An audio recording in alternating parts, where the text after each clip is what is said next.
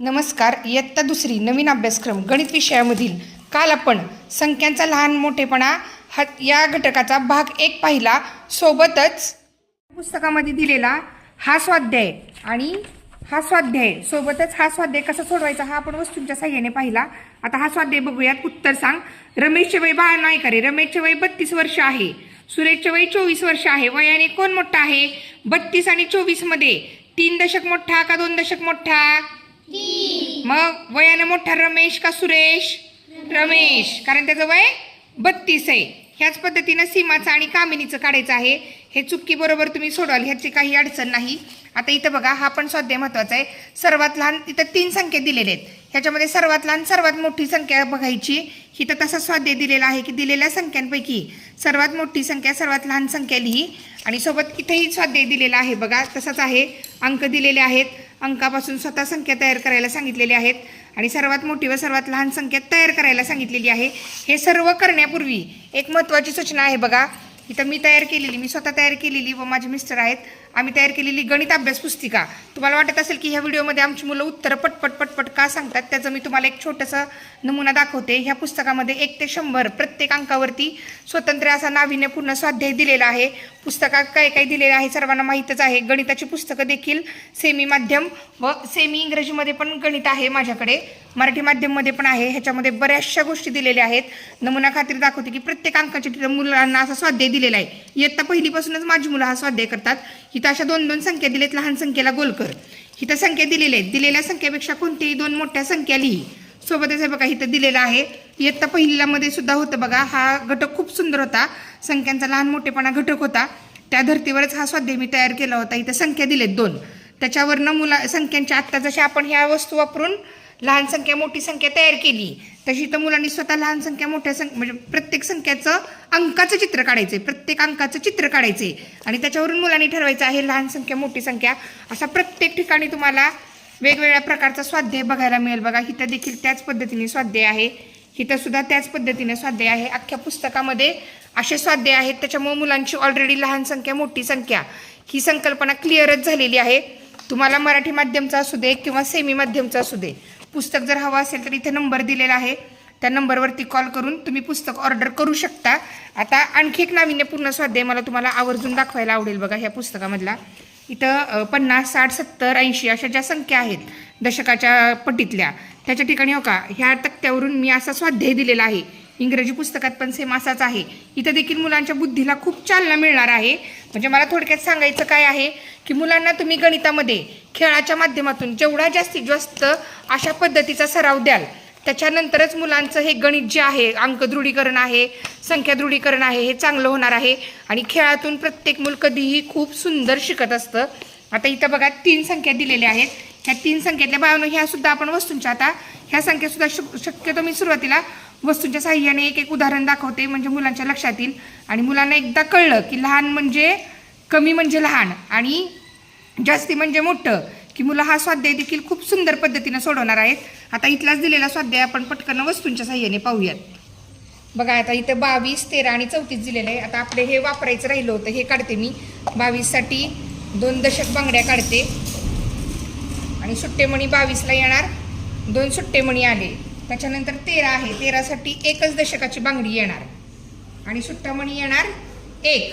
आणि त्याच्यानंतर 34 आहे. 34 साठी 3 दशक माळा येणार, 1, 2, 3 आणि सुट्टेमणी येणार 4. 34ला 1, 2, 3 आणि 4.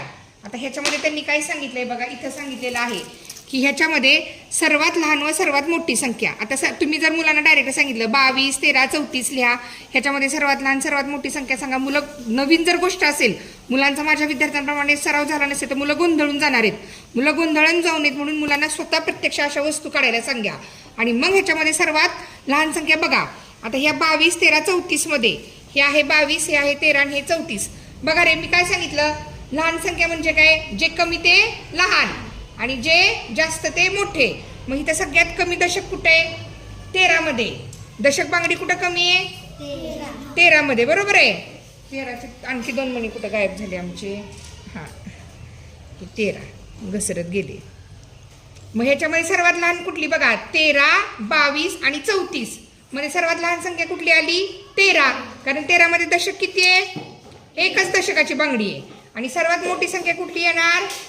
34, कारण ह्याच्यामध्ये दशक बांगडे किती आहेत? 1 2 3. मग 1 पेक्षा 3 कधी पण जास्त असतं आणि जास्त असलं की मोठं असतं. म्हणून लहान संख्या आली ह्याच्यामध्ये 13 आणि मोठी संख्या आली 34 ह्या तिन्हीमध्ये, आणि ही राहणार मध्यभागी संख्या. त्याच पद्धतीने इथं खाली दिलेले आहे बघा 10 30 20. हे देखील सोपं, हे पण मी वस्तूंच्या साह्याने दाखवते. आता ह्याचा मणी कुठेही पळत आहेत, त्याच्यामुळे आपण प्रत्यक्ष ह्या आईस्क्रीमच्या काड्या तर बाजारात खूप स्वस्त मिळतात, त्यांनी शक्यतो मुलांना दाखवायचं. आता हे 10, हे 20 आणि हे 30. बघा रे, 10 20 आणि 30 मध्ये सर्वात लहान संख्या कोणती येणार? हे 10 आहे, हे 20 आहे आणि हे 30 आहे. सर्वात लहान संख्या कोणती येणार? कारण दशकाचा गट्टा किती आहे इथं? एकच आहे. आणि सर्वात मोठी संख्या कोणती येणार?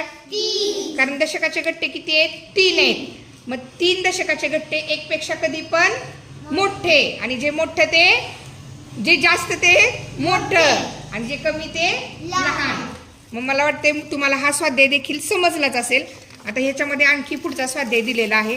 म्हणजे मी पुन्हा एकदा ती सूचना सांगते की मुलांना जेव्हा तुम्ही हा स्वाध्याय देणार आहात मुलांना ह्या सर्व ज्या वस्तू आहेत इथं ठेवलेल्या, ह्या वस्तूंच्या साह्यानेच हा स्वाध्याय करायला सांगा. एक 4 दिवस तरी ह्या घटकाला द्या. मुलं आयुष्यात कधी लहान आणि मोठी संख्या विसरणार नाहीत आणि त्यांना चढता उतरता क्रम देखील खूप सोपा जाईल. आता आपण हा शेवटचा स्वाध्याय आहे, बघूयात. खूप छान आहे. आपण हिथं अंक दिलेले आहेत 2 4 आणि 2. 4 आणि 2 अंकांवरून अशा 4 संख्या तयार झालेत बघा. 4 2 घेऊन 42, परत 2 आणि 4 घेऊन 24, 2 2 घेऊन 22 आणि 4 4 हा अंक घेऊन झाली संख्या तयार 44. मग ह्या 4ही संख्यांमध्ये सर्वात मोठी संख्या कोणती येणार? 44 आणि सर्वात लहान संख्या येणार 22. हे देखील वस्तूंच्या साह्याने सांगायचं. हे देखील मी प्रत्यक्ष एकदा करून दाखवते, म्हणजे आपला पूर्ण घटकच छानपैकी होतोय. बघा इथे मी 2 अंक घेतलेले आहेत. बानो मी 2 अंक घेतले, 3 आणि 6. 3 आणि 6 अंक घेऊन पहिली संख्या तयार काय होती रे? 36. बर, आता 6 आणि 3 हा अंक घेऊन संख्या कोणती तयार होती? 3 आणि 3 संख्या घेऊन कुठली संख्या तयार होती? 6 आणि 6 अंक घेऊन कोणती संख्या तयार होती? 66. आता आपण काय करूयात, डायरेक्ट मांडण्यापेक्षा आधी ह्या एवढ्या संख्याने एवढ्या वस्तू काढूयात. आधी मी 36 काड्या काढते बघा. 1 दशक, 2 दशक, 3 दशक, 10 20 30. त्याच्यानंतर 31 32 33 34 35 आणि 36. हे काढले मी 36 काड्या. आता 33 काढते. 10 20 30. 1 2 3 10 20 30 31 32 33. आता 66 काढूयात आपण. 1 दशक, 2 दशक, 3 दशक, 4 दशक, 5 दशक आणि 6 दशक. हे बघा 63 मध्ये हे झाले 60. 10 20 30 40 50 60 61 62 63. आता आमचे दशकाचे गठ्ठे संपलेत, त्यामुळे मी आता दशक दांडे वापरते इथं. बघा 66 मध्ये 1 दशक, 2 दशक, 3 दशक, 4 दशक, 5 दशक आणि 6 दशक. बघा हे झालं 6 दशक. आणि सुट्टे किती काढायचे 66 मध्ये? 6. 1 2 3 4 5 6 काढले हे सुट्टे. आता ह्याच्यामध्ये आपल्याला 36 संख्या वाचा एकदा. 36 33 63 66. ह्याच्यामधली सर्वात लहान संख्या शोधायची आणि सर्वात मोठी संख्या शोधायची. आधी आपण सर्वात लहान संख्या शोधूयात. इथं दशक किती आहेत? दशकाचे गट्टे किती आहेत? 6. इथं किती आहेत? 6. इथं किती आहेत? 3. इथं किती आहेत? 3. आता लहान संख्या शोधताना हे येणार का? जे जास्त ते मोठं असतं, मग ते येणार का लहान संख्या शोधताना? नाही. आता ह्या दोन्हीमध्ये शोधायची. ह्या दोन्हीमध्ये शोधताना इथं पण दशकाचे गट्टे किती आहेत? 3 आहेत. इथं पण दशकाचे गट्टे 3 आहेत. आता कशावरून ओळखणार आपण? एककावरून. एकक म्हणजे सुट्टे. मग इथं सुट्टे किती आहेत? 6. इथं सुट्टे किती आहेत? 3. मग 6 आणि 3 मध्ये कमी कुठलं? मग लहान संख्या कोणती आली? 33. आलं लक्षात? आता मोठी संख्या शोधताना ह्याचा संबंध घ्यावा लागतोय का? नाहीच. आता ह्या दोन्हीत बघायचं. इथं पण 6 दशक आहेत, इथं 6 दशक आहेत. ह्याच्यावर कळणार का लहान मोठं? नाही. मग कशावर ओळखणार आपण लहान आणि मोठं? एककावरून. मग इथे एकक किती आहेत? 1 2 3 4 5 6. इथे एकक किती आहेत? 1 2 3. मग 3 पेक्षा 6 मोठं का लहान? हा, 3 पेक्षा 6. हा बरोबर आहे. 3 पेक्षा 6 मोठं का लहान? मोठं. मग आपली मोठी संख्या कुठली आली ह्या सगळ्यांमध्ये?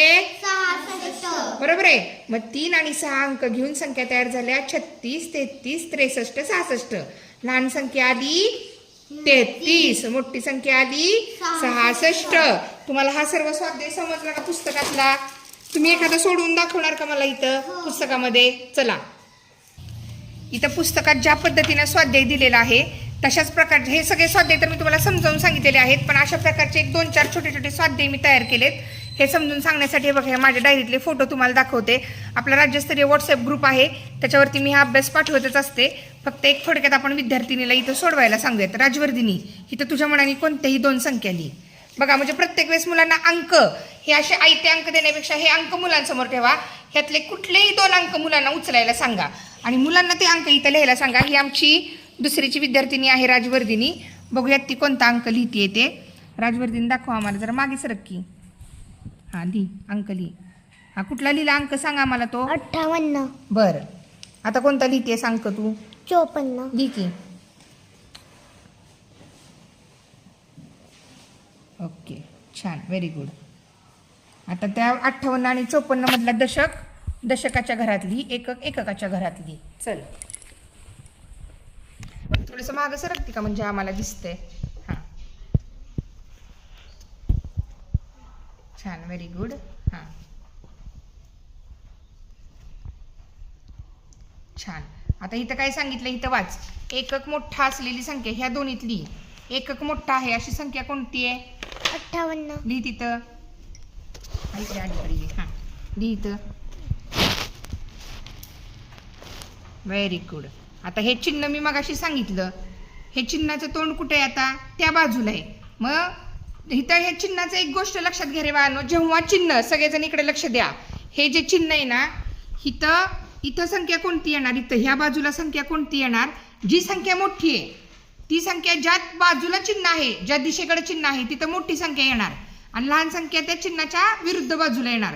आता ह्यातली मोठी संख्या कुठली लिहिली राजवर्धिनी तू? 58. मग ती इथं येणार का इथं येणार? इकडे. हा, लिही. चल,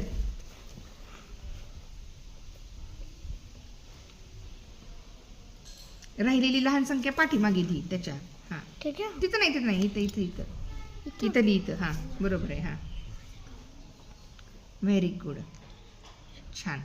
आता ह्या चिन्हामध्ये इथं बघ, इथं चिन्हाचं तोंड कुठे आहे? ह्या बाजूला आहे. मग इथं 58 येणार का 54 येणार? 54. अगं इथं तोंड ह्या बाजूला आहे, ह्या बाजूला. मी काय सांगितलं?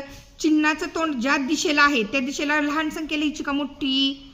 मोठी लिहायची. कधी पण मोठी लिहायची. लिही. बघा, मुलांचं असं कन्फ्युजन होऊ शकतं. ही चिन्ह मुलांना नवीनच आहे, मुलं पहिल्यांदाच ही कन्सेप्ट शिकतायत. Very good. आता ह्याचं वाचन बघा कसं करायचं या संख्यांचं. ती पेन्सिल दे बाळा. बघा, 54 लहान 58 पेक्षा आणि ह्याचं वाचन येणार 58 मोठे 54 पेक्षा. दोन्ही समानच आहे, फक्त वाचन कसं येणार? 54 संख्या लहान आहे आणि 58 संख्या पुढे दिलेली आहे, त्याचं तोंड जे बाणाचं चिन्ह आहे ते ह्या बाजूला आहे, म्हणून 54 लहान 58 पेक्षा आणि 58 मोठे 54 पेक्षा. असा एकंदरीत हा संपूर्ण घटक आहे. मला वाटते मुलांना हा संपूर्ण घटक समजला आहे. व्हिडिओ फार मोठा झालाय. अगदी संपूर्ण व्हिडिओ एकाच ठिकाणी अपलोड करता आला तर मी करेन, किंवा याचे मी 2 भाग करेन आणि व्हिडिओ अपलोड करेन. मला कमेंट करून नक्की कळवा की आमचा हा सर्व व्हिडिओ तुम्हाला कसा वाटला. बाळांनो, तुम्हाला लहान संख्या मोठी संख्या समजली? तुम्हाला हा लहान संख्या मोठ्या संख्येचा खेळ आवडला का? मला कमेंट करून नक्की कळवा. मी वाट पाहते की हा संपूर्ण घटक तुम्हाला समजला का, तुमच्या मुलांना विद्यार्थ्यांना समजला का. भेटूयात पुढील व्हिडिओमध्ये. जेव्हा मुलांना संख्यांचा लहान मोठेपणा परफेक्ट कळेल तेव्हा चढता आणि उतरता क्रम अतिशय सोपा जाणार आहेत. तोपर्यंत ह्या घटकाचा सराव करत राहा.